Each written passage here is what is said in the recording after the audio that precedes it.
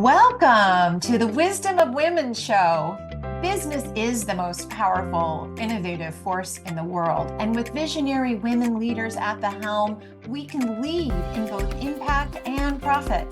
Today's world needs the wisdom of women in business. This is why we are here to help women grow. Are you already a successful visionary woman founder leading a high impact company? The Wisdom of Women show is designed just for you. We are a community of women founders, investors, and leaders who want to see you rise. Join us as we unlock opportunities and prosperity for women-led enterprises. The future of business is women. Are you ready?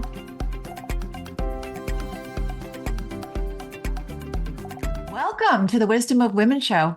We are dedicated to amplifying the voice of women in business. A new model of leadership is emerging, and we are here to amplify the voices of women leading the way. Thank you for joining us today as we illuminate the path to unlocking opportunities and prosperity for women-led enterprises by amplifying the voice and wisdom of women.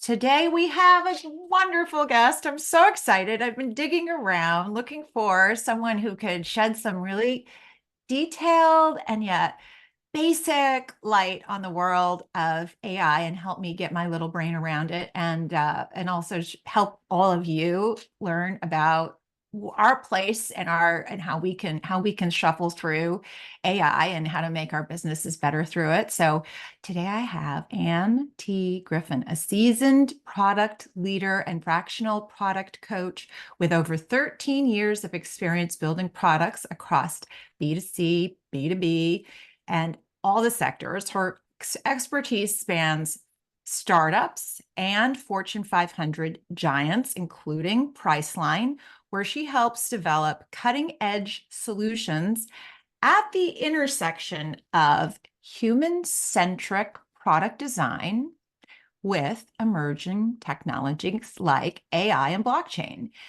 As the founder of 8th Avenue AI, Ann focuses on driving impact through practical AI product development and innovation.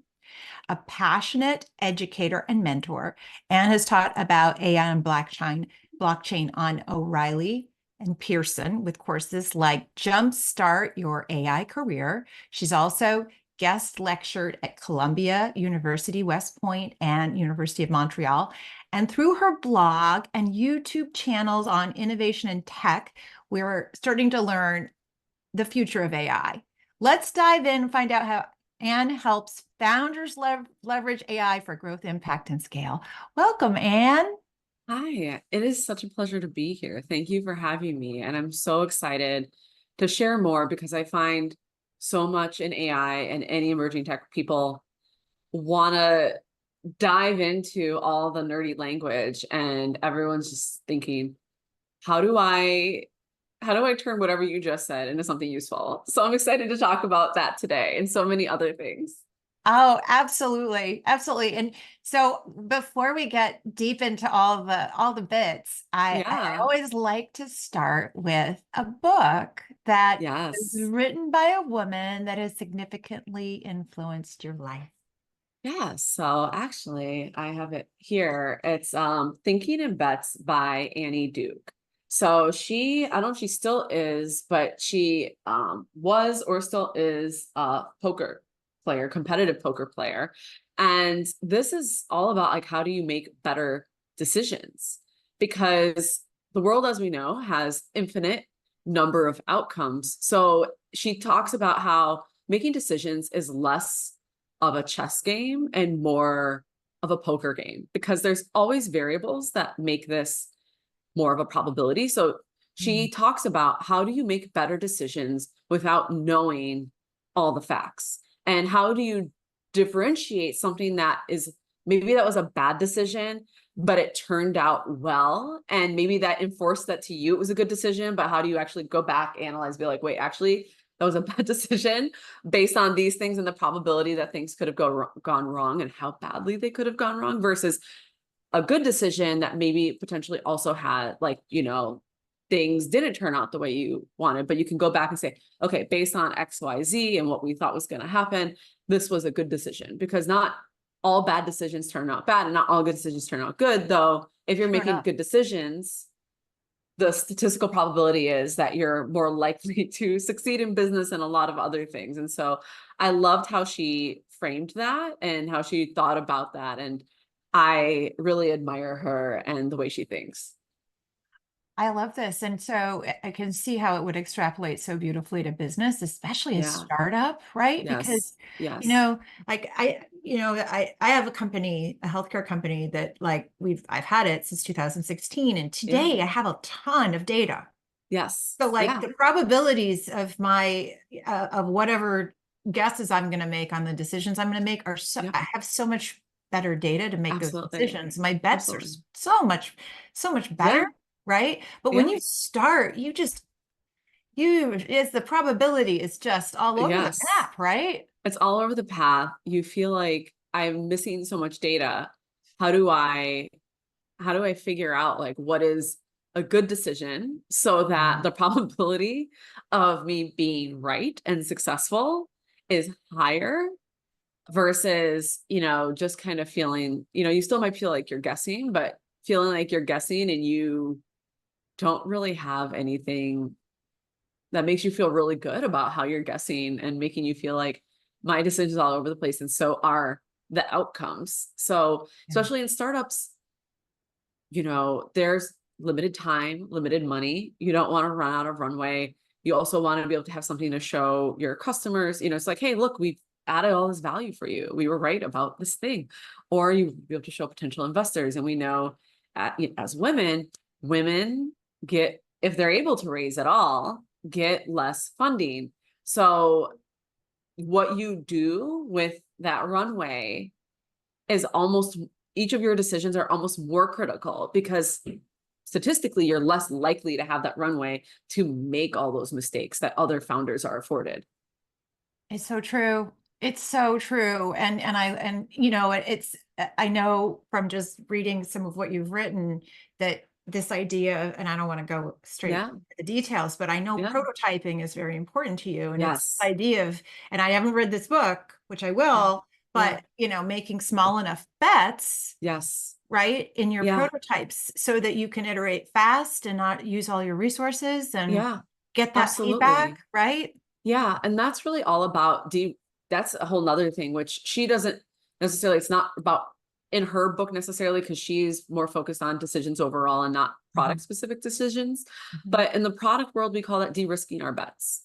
So we're going to make a bet and hopefully we've made this based on really great decision, but how do we get incrementally more data so we can refine that? So we don't have to say, hey, we are betting the whole farm on this one thing. Like there's actually ways for us to break this down small enough in a way that is still useful to the user. Because if you're breaking things down where it's like, hey, I could tell you that your users are not going to get any value out of this because it's broken down so small. There's not really a lot of value add here. But how do you make sure that you're prototyping, getting that feedback early enough, frequently enough, that by the time you put something out, of course your users love it. And we Right. see that a lot in the world of Apple, because what are they known for doing really well?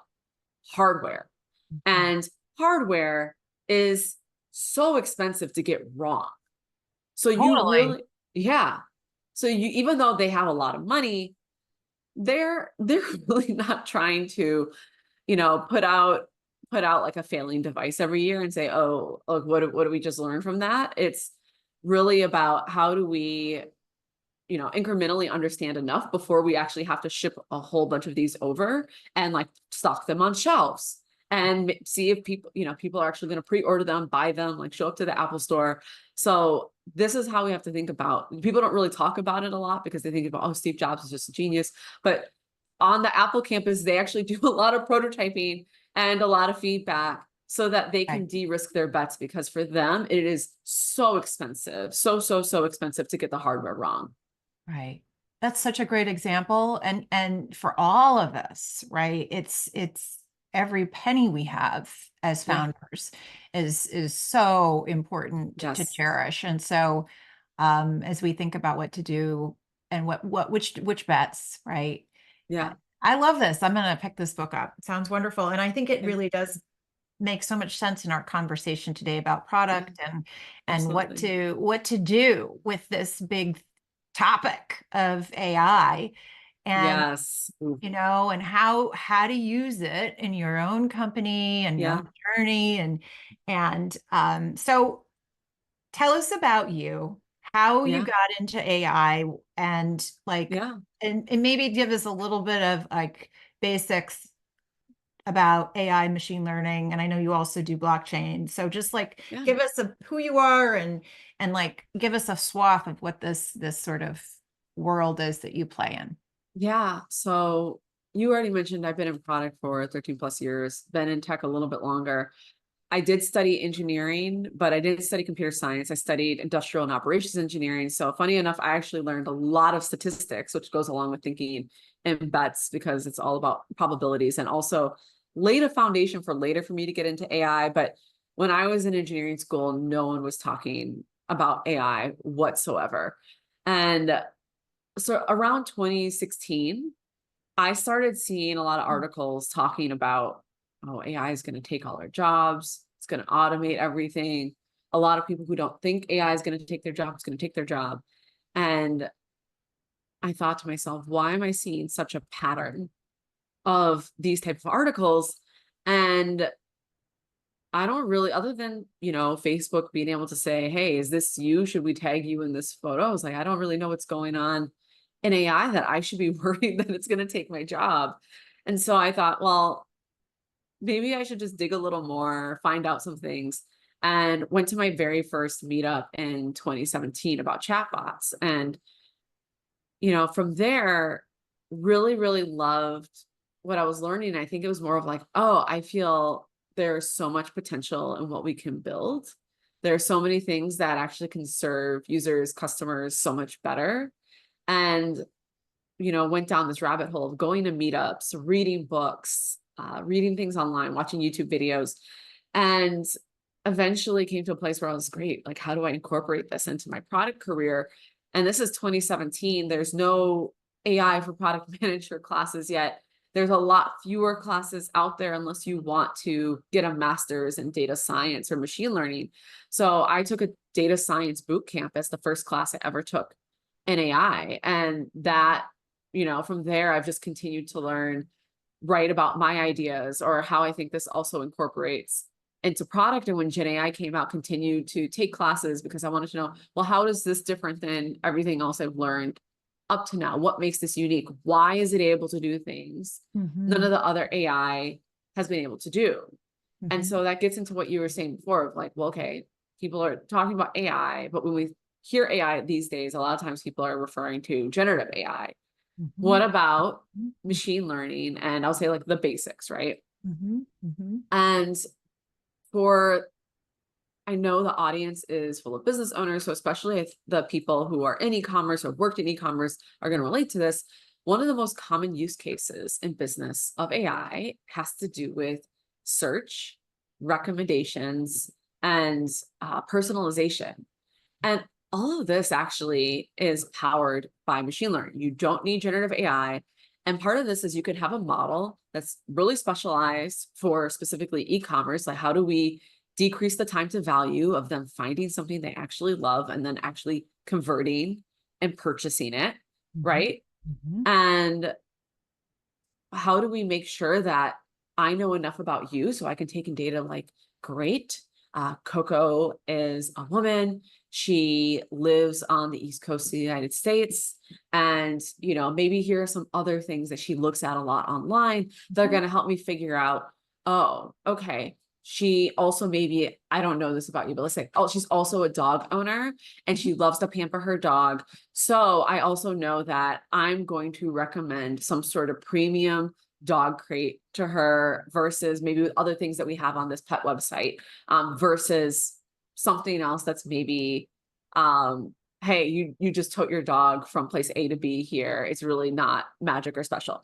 And all of that is backed up by machine learning, where we take those little variables, like what we know about you, and are able to say, I want to be able to predict, which gets get a lot into statistics and probability, the Mhm. likelihood this is the right product category, the right type of products and everything that I want to serve to Coco, to make sure that Mhm. I am doing the best I can do so that I can make sure she's getting served what she needs. So if you go into like, I don't even know if go into so few stores these days, like Neiman Marcus. I was like, is this store even around anymore? Right. There's a level of service that when you walk in, a human is supposed to be like, oh, okay, like I can kind of tell certain types of products this person might like. I'm going to then ask her questions. I'm going to give her a personalized service. And online, we know it's not going to be as personalized. There's like less of that human touch, but how do we try to translate this into an online experience so that this person doesn't skim through the first 100 things on this Yeah. site Yeah. and then just leave and say, okay, It's not for me. not for me, right? And also, we know in those kind of fields, people are paying so much money for acquisition, Oh, yes. so Yeah. much money. And I'm like, so when they get to your website, if you look at your analytics and you see somebody spent 10 minutes scrolling through stuff and then left your site and never came back, it it is Painful, painful, like right? almost to They especially if tried it's your so business. hard. They tried so hard to buy from you, right? Exactly. And so that's one of the most common things of like, when we think about machine learning, think about something that is like, hey, we're pulling this into a machine learning model, which is kind of, I'll say, one of the basic layers on top of data science, statistics and probability, and saying like, what is the probability Mhm. that of these options, Mhm. this is the option that's going to cause Coco to convert so that, Yeah. right? Like Coco gets what she wants, but then I am succeeding as a business if Yeah. the AI is also successful. Mhm. Love that. And so you kind of found your way by Yeah. taking, these programs and getting involved, and then you Yeah. sort of led you to, Yes. to creating this, experience now. Um, so you've worked across startups, you've worked Yes. across Fortune 500 companies in AI and in blockchain. How can visionary women founders integrate their AI and emerging tech to Yes. accelerate growth and create impact and scale? So my first question is, why do you want to integrate AI? Mhm. And what is it going to do for your customers? Uh-huh. One thing that I find, and I'm saying this as the person who comes here, it's like, yes, I know all about AI. I know AI things. But one of the things is having worked in the emerging tech world and being a product person, I care a lot about whatever we're adding, whether it's the technology behind the product or new features, it needs to be something that is contributing to both the customer and the business. Uh-huh. And a lot of people assume because AI is buzzy, that if they just put little AI sparkles somewhere on their website and that there's an AI feature, people are going to be like, oh my goodness, like they're using AI, like they're so advanced. And I'm thinking, well, okay, do your customers care? And is this actually enhancing their experience? Because there's some things where AI might actually enhance the experience, but Mhm. your customer doesn't really care what's driving it. And there was a tweet, this is kind of a funny way I worded it. There was a tweet that I quote tweeted this week that was, some people overestimated how much their customers care about AI, because your customer just cares that they have a seamless, frictionless experience. They Mhm. don't really care most of the time. Some are going to, depending on what industry you're in, what your product is. But a lot of customers don't care if this is powered by 1,000 hamsters behind the scenes, as long as they're not getting harmed, that are just running on little hamster wheels, making that happen, or Yep. if it's powered by AI. Yeah. They are pretty, agnostic about what's powering it. They just care that, great, when I go here, when I use this tool, like let's say you're going to edit this podcast, Mhm. that the tools that you use just work, that you're not overwhelmed with a million controls unless you are a professional, Yeah. audio engineer or something, and that it just works. It doesn't do something and you're like, oh, like it actually did it so poorly. I Mhm. actually now have to go back and do a bunch of manual things that take longer than had I just done it myself. Right. And that's, I think, the first thing of like, what value Mhm. are we adding to the customer and the business? There are things where, hey, maybe the customer's not going to see this AI experience. AI agents are becoming Yeah. really popular, where it's like, great, you can automate things in your business, but also thinking about, great, for the money and the time I'm going to spend integrating this into my business, how much is it helping me run the business better, that I'm able to better serve my customers? Because you can automate anything, but it becomes a matter of, is this worth the time and money? Because a lot of businesses, even though it's getting simpler, there is a little bit of a, if you're coming from zero knowledge, a level of ramping up to understand enough to even say, oh, okay, I was able to get this little HTML code and like insert it in here, and now it's integrated with this, third party tool. So I always think about, how is it helping you serve your customers better? Or how is it serving the customers better, but in a way that is, again,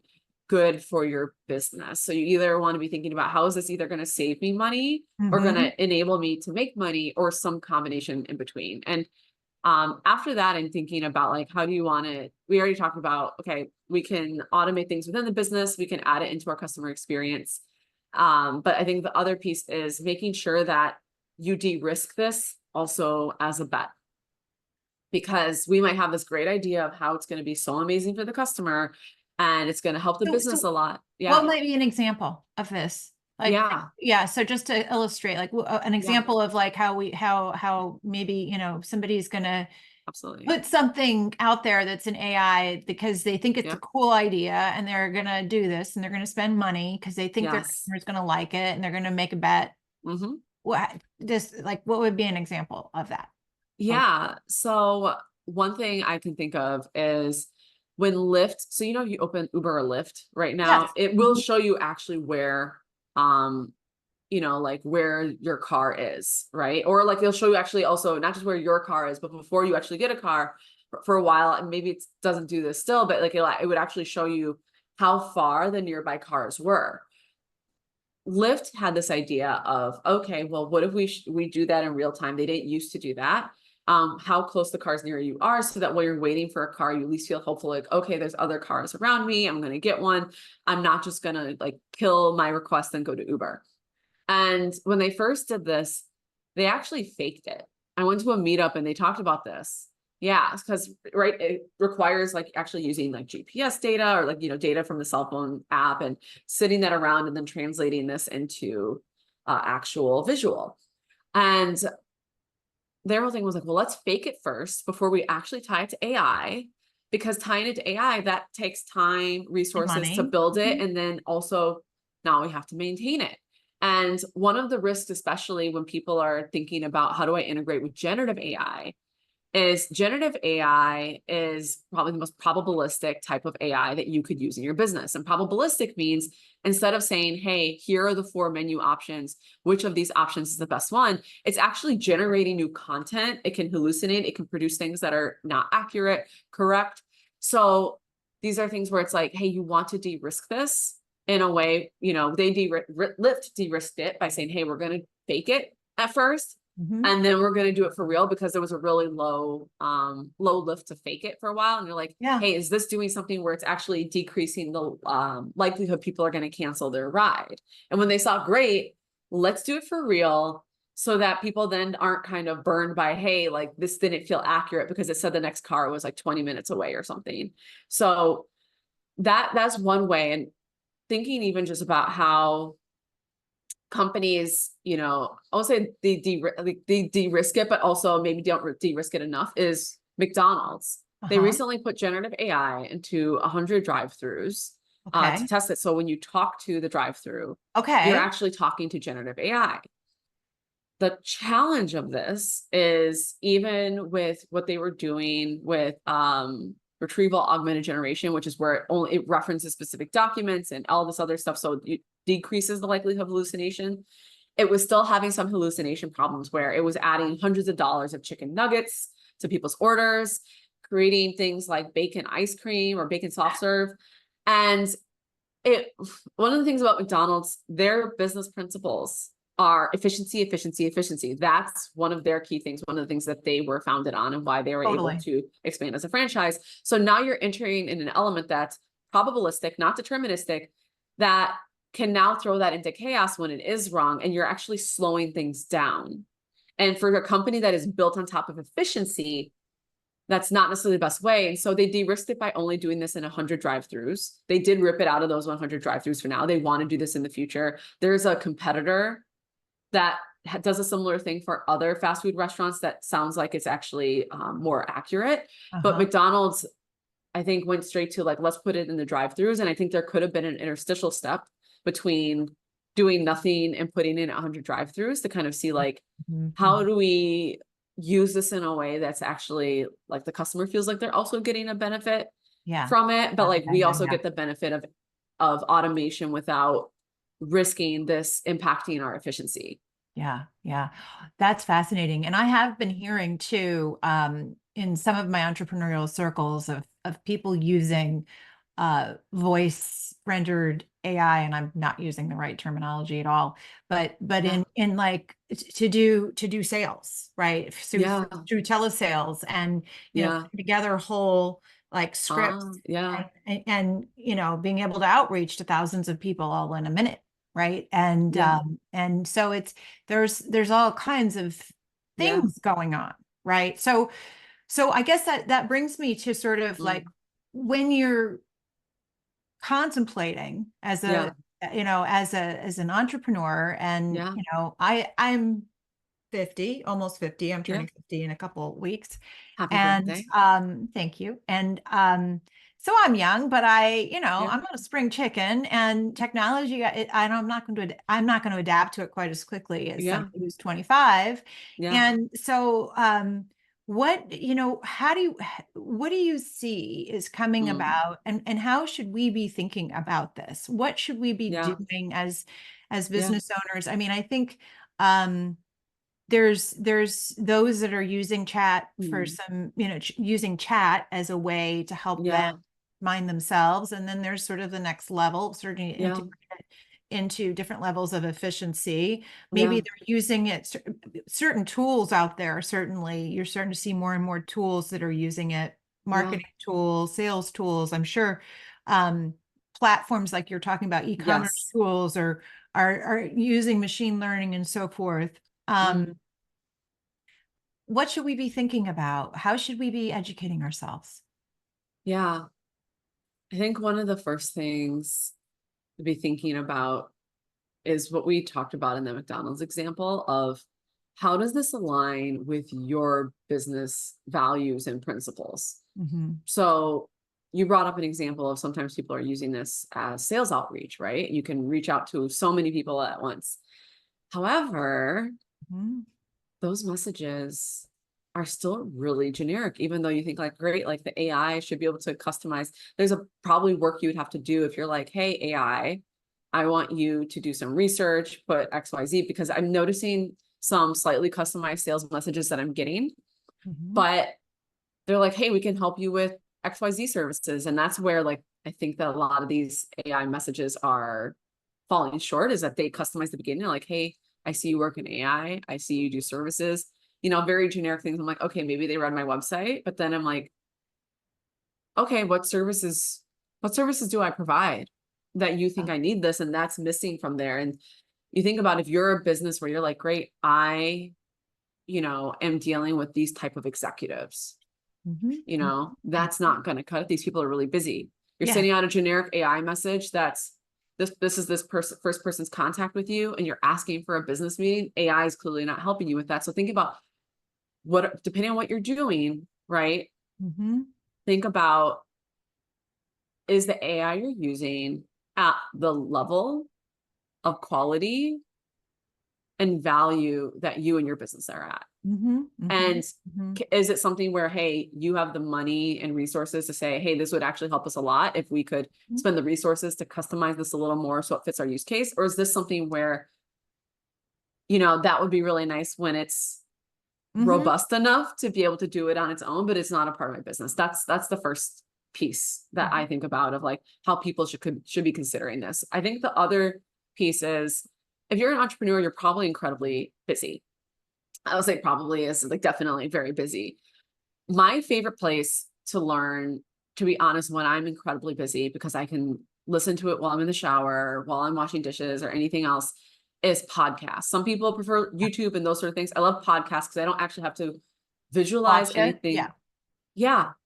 And I'm with I you. will, and so there are even some podcasts like this, it's a little, can be a little technical sometimes, but things like This Week in Machine Learning, where if you're like, let me understand a little bit more about the technology. Mhm. Well, these are all things where it's like, great, I can kind of Google that later if I didn't understand that, or you listen to things enough and within the context of the conversations, you kind of get a sense of Mhm. how what they're talking about is applied to other areas. Yeah. So things like that, or even listening to podcasts that are talking about, I think there's one that I like that's called, I think, Neuron, Uh-huh. where they mix a little bit in of like AI headlines with like, why does this matter? They did actually a really great breakdown of how NVIDIA started producing AI chips and why that matters. Because they were in the video game space, and they even talk about, well, why did they get in the video game space and how did they get from video games to AI? And little things like that, where it explains how the AI works, but then also explains things that are going on in the AI industry that if you're a business owner, you don't have to know everything in depth, but it's really, I think, useful in terms of hearing things through a business lens a bit as Mhm. well, Mhm. Mhm. and understanding the players and why certain things in the industry either are doing really well or not doing really well. And as you think about vendors or dependencies or what happens if XYZ happens, Mhm. right? Like, let's say you integrate with this big AI thing and then it gets bought up by like one of the big tech players tomorrow. What does that do to your business? Doesn't matter to you. So little podcasts like that, I think, are really wonderful because you don't have to spend money. You don't have to spend a ton of time. And as a Yeah. business owner, you need to learn the basics. And if you're like, great, I need to learn more, then there's classes. But I always like to start with podcasts. No, it's a great idea. And it's also, it's like one of those easy ways to just learn a little bit every Yeah. day. Yeah. And it's like it's like you're just, it's one of those things you just have to take in a little bit, and over time you start to get ideas. You were talking about the podcasting thing, and it Yeah. reminded me just of in general is like it's almost like wherever you have friction in your business, Yes. Yes. like wherever you have a constraint. And so I work with my with Descript is Yes. a platform that uses AI for processing recordings Yeah. from videos and audios, right? Yeah. And it uses AI to help you get through, transcribes, it gets rid of things, you can easily, and so it's an example when I Yes. was, so the problem I had is I wanted to be able to do 100 podcasts a year and not have to spend, Yes. a ton of money every single time I produce one. Yes. So, right. So that's a Yeah. problem I needed to solve. It used And to be very expensive unless you wanted to just put out, here is basic everything, unedited. right. Let's go. Right. And so now there's tools out there. So maybe a step for an entrepreneur is like, where are your struggles, Yes. inefficiencies? Where are there Yeah. things? And is there a tool that leverages Yeah. AI that could make things easier, faster for Yeah. your team or for you or whatever? Yes. Yeah. And then for products, I mean, you're seeing people build some Yeah. pretty cool products. Tell us about what you see the future looks like. What are some of the things you're most fascinated by? What are you Yeah. excited about? What would you want to jump on board and like do yourself? Yeah. What am I most excited about? You know, this is going to sound, this is not going to sound like groundbreaking, but for me in my life, right? Like I still manually take meeting notes because it helps me remember things. Mhm. And I know we're recording some meeting notes here, but what I find is missing that I think that would actually be really powerful is that these meeting notes, it's a lot of data about what we talk about Mhm. and how we talk and a number of things. And I'm like, I don't, do I need to see the meeting notes? Do I have time to reread the meeting notes? Usually if I'm going in, I'm looking for something very specific and it doesn't know what is the most important to me. It's kind of guessing. And I'm thinking about, well, like, how does it actually take that information and proactively send it to you in really useful ways? If you had an assistant that was sitting in the corner of every meeting, they might notice, hey, I noticed in all your pitch meetings, you tend to do this. And when you do this, people actually tend to like really light up. And when you don't do it, I notice, the calls have this outcome, Oh, yeah. and like some of that is a little bit sales, but I'm like, it doesn't always have to be focused on sales. There's a number of things where, we have things where it will remove likes and ums. Yeah. I'm unfortunately very guilty of saying the word like a lot. I have to think about not saying it a lot, but we have something that removes it. But then it also doesn't really say, hey, I noticed that you are using this word. I don't want it to shame me, Right. but there are periods where I start saying it more. Mhm. And why isn't it helping me, reduce that? Improve. Because it's how I show up. Yeah. How do I improve? How do I start noticing that without it being someone saying, hey, I noticed, Mhm. because at that point you've probably been saying it for weeks or, an ongoing amount of time without realizing you've slipped back into that habit. And so I'm really excited for when people are able to use all this data they're collecting via our AI in a way that is actually proactively useful. Right. Um, Helps th- us yeah, personally improve. personally improve. And the other thing I've always been a fan of are just using AI for good. So there's a number of things where I've seen use cases where they're actually using AI and satellite imagery to detect, hey, is there overfishing here because people are fishing without a fishing license that shouldn't be here. There's also seeing like, hey, when there's a natural disaster, they're able to use AI and satellite imagery to figure out alternative routes because especially in rural areas, you have people trying to provide aid. And if the road is washed out and you don't know, right, like how are they supposed to get around that? What is the best alternative route? Because right now, Google Maps doesn't necessarily always accurate in the most rural areas, but let's say Right. if it was an area that had Google Maps might recommend another area, but does Google Maps really know that that's closed yet? Whereas Yeah. a satellite imagery and you're like a first responder before Google really knows what's going on with those sort of things. How do you make sure that they can safely get there? And I'm excited to see more of that Mhm. happening, where Mhm. how do we power this into something that is doing more good for our world and Mhm. not Mhm. necessarily just creating a scary dystopian Mhm. AI privacy nightmare. So those Right. are the things I'm really excited about. That is so exciting. And I know ethics are important to you. Like Yes. so like what are your warning signs for us? What do you Yeah. want us to think about that will help us stay grounded and make sure we Yeah. do no harm? Yeah. I mean, one of the things I usually think about is how is this tool potentially going to there's two layers of either accidentally repel business, Yeah. right? Or there's the other layer of accidentally create bias or discrimination. So accidentally repel business could be something where if you're using AI on your site and let's say a woman is using this kind of generative AI tool on your site and it says something that is incredibly sexist because it doesn't really know. And you're like, okay, wow. I don't know how to feel about that. I know it wasn't the person, but this is on their site, Right. right? And there's also things where actually New York City has a generative AI chat bot that is meant for small business owners. Uh-huh. And they haven't done all the precautions to make sure it doesn't say things that are illegal.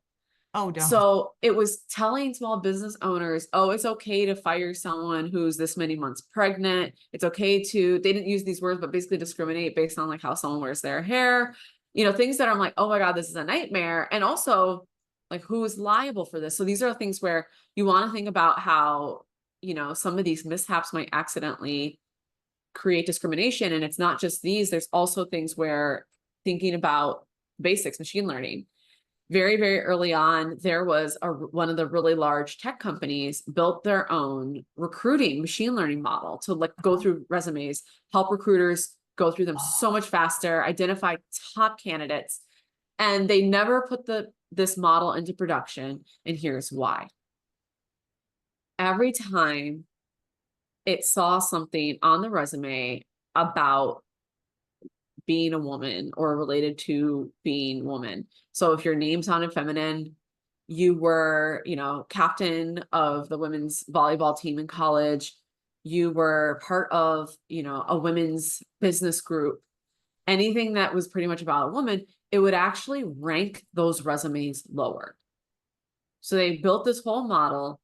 It got to the point where they were testing it out, and I'm glad they didn't put it in production, right? I'm glad they did the testing, but no, I'll say not everybody is as thorough at testing as other people. So they decided not to put it in production, but they built this whole model, spun it up. Got to the point where they're testing it out, and they said, oh, if we put this into production, we would actually be discriminating against women candidates. And this was at one of the top tech companies in the world, and again, we're glad that they caught it and they didn't use it.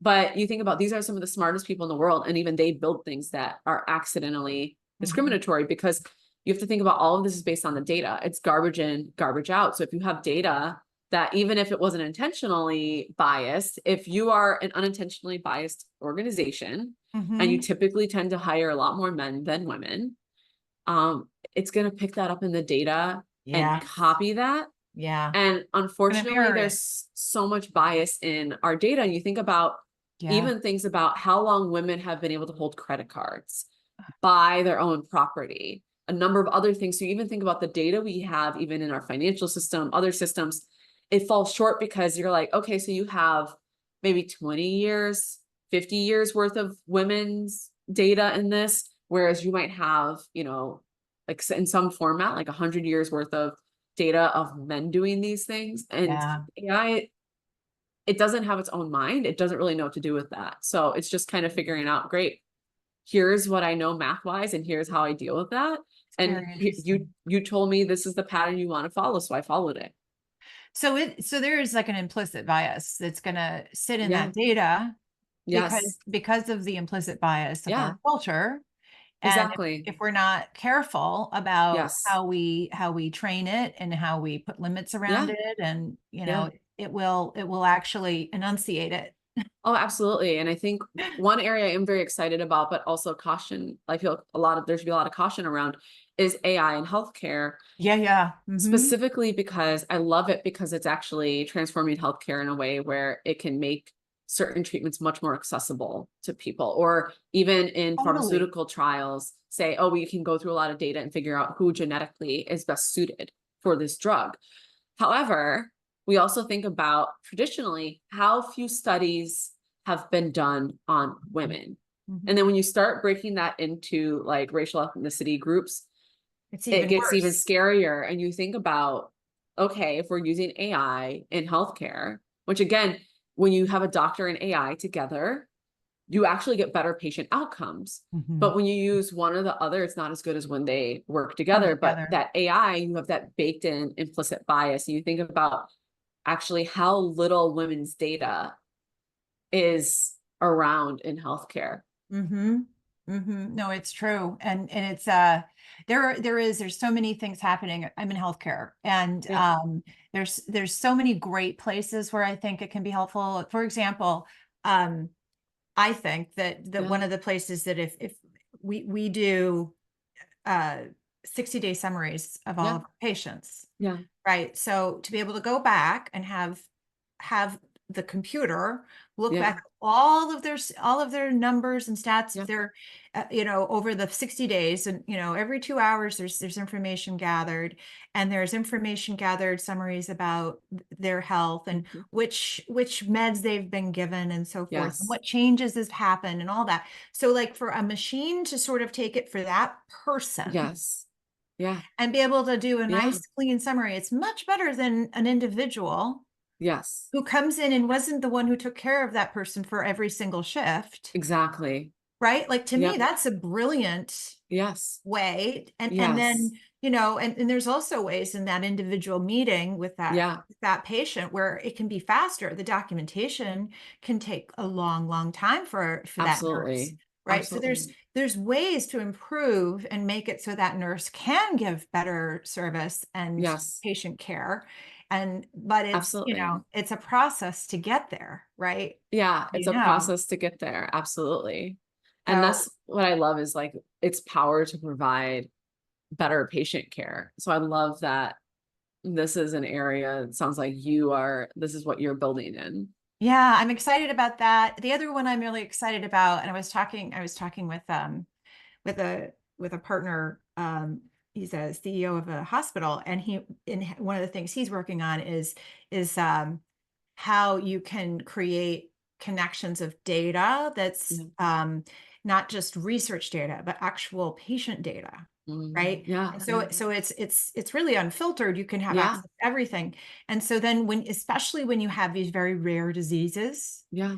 where it's hard to find, you're trying to diagnose something and it's Absolutely. something very unusual, and it's like, okay, this age and these genetics and this, they're going to become much better at diagnosing certain kinds of Yes. diseases and issues because the machines are better at that. Yeah. Like, how Yeah. could my brain ever possibly gather the That information amount of from, data in your yeah, brain, like from the amount Southeast of time. Asia, right? Like, how could my brain ever get there, Yes. right? Yeah. So there's good uses and not so good. And Yes. I worry about things like, you go on LinkedIn and it's like, oh my God, you can tell half of the stuff you're getting are not people. They're I bots. know. I know. And it's so terrible. And I'm just thinking, I'm like, well, I wouldn't work with you because you clearly you don't put the energy into building like human like Connection. relationships. Yeah. And I'm not saying, hey, don't touch AI to help with your messaging, but there has to be some level of which you're like, great, now I need to edit it in a way that provides that human like connection that shows I'm thoughtful, I'm intentional. Here's detail about what I'm going to add to your business, because what I hate is a very generic message. Mhm, mhm. And then they're asking for my time and I'm thinking, I'm like, okay, No with way. when, when, and for something I have zero idea Right. how any of this works. Like, I don't want to give up, like my time is money. And I'm like, basically I'm paying you in a way to give Mhm. me a commercial. And I'm like, no, I don't, I'm Yeah. not paying for that. I get enough ads on Spotify and everything else. I Right. don't need I another. need more Yeah. ads, more ads. And so I think that's an area where we all just need to be careful and Yeah. conscious and see Yeah. how we can again add value. Where can we add value, Yeah. and where are we just creating more noise? And Yeah. I think Yeah. another place that we can do really well with AI and machines is helping us measure our data in the back, Yes. Yes. Yes. right? Absolutely. We've gotten a Yeah. lot better with that, right? Yeah. The tools. Absolutely. Yeah. Yeah. And like measuring that, like the data, you said in the background, right? I'm just making sure I heard it correctly. Yes, Yeah. in the background. Yeah. Yes. Yeah. I like doing that and like kind of assessing that and seeing like what, like even just like, hey, should there be other things I'm collecting? What are kind of insights like I'm looking at it, but what are insights maybe I'm not thinking of that should be pulled out of here? And I think one of the things that this can help us do, but also there's other ways to do it, is I'm really I think what is going to win over the long run is going to be data that helps us, or just AI that like what it does with data helps us provide more human like experiences. I think that whether that's like, hey, this is powering something on the back end where it's like, hey, you're missing this connection here, and this is going to be able to power the patient experience this way, and they're going to feel, more seen, more heard, that sort of thing. If it's something else where, you're talking about sales messages on LinkedIn, because I think people are assuming we want to replace everything with AI. And this Mhm. one thing that I really learned actually from the lockdowns and the pandemic is that people actually do want to interact with people. People keep saying, "Oh, you're going to just, certain things are going to be completely replaced by AI." Or, "Oh, you don't have to hire someone to teach a course anymore because you can just learn through AI." And I don't think that's true, because there's a lot of people where they could read Wikipedia and learn everything about certain things and do things on their own, and people are still paying someone to share that information in a digestible way. But I think it's not just digestible. I think there is an inherent human, I wouldn't just say need, but wiring Yeah. that Yeah. makes us so that like we need a human element. And I think AI that's going to help us bring that human element in, whether it's like, hey, this is something going on in the back end that Mhm. enables things to happen, in the real world, or it's something that's like, hey, this is something that's in the UI. Mhm, mhm. Things that allow us to bring that human element in are going to be the things that win in the long run. I love that. Yeah. Yeah. I think that's just exactly the right note, a good place for us to close. How do we get in touch with you? So, uh, Anne is a fractional product leader, so you can hire Anne as a fractional leader for your product, for your team, for your development, fractional product management. She does product coaching, AI product strategy. Do you want to talk more about what you do and how you work with people? Yeah. So when I work fractionally in a business, either managing a product team or sometimes doing the fractional work myself, where it's like just usually it's like, hey, I'm not there 40 hours a week, but I'm providing value, especially like in helping you do anything from product strategy and helping you figure out your positioning, your needs-based segmentation, Mhm. your differentiation, and like just talking to a lot of your customers and helping you set up that as a customer obsessed culture to actually helping you guys execute, making a lot of the decisions that are tied into your vision and strategy day to day, and making sure that those are actually translated into what gets built with the teams. In terms of coaching, sometimes there are companies or startups where they're like, we're just not ready to bring on a full-time product person, but we think that this person who's in our business can do this role. And so some of it is coaching somebody else in the business to be able to do that product leadership role. Or sometimes it's just another product person in the business that could use some like elevation and being, I will say, like that intersection of the customer and the business, and making sure that we're building something that again is really impactful in all the right ways. And we see that in like revenue, our metrics, everything else. I love that. I think about you. So a force for good is a new venture for Yeah. me, and Yeah. it's rolling out a book and an accelerator, an online growth Amazing. accelerator this fall.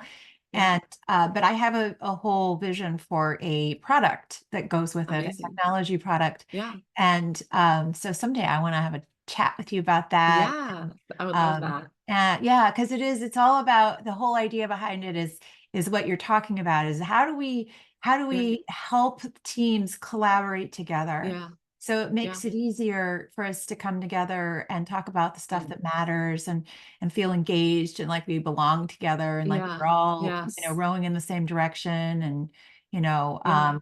um, and technology can help us do that. And Yes.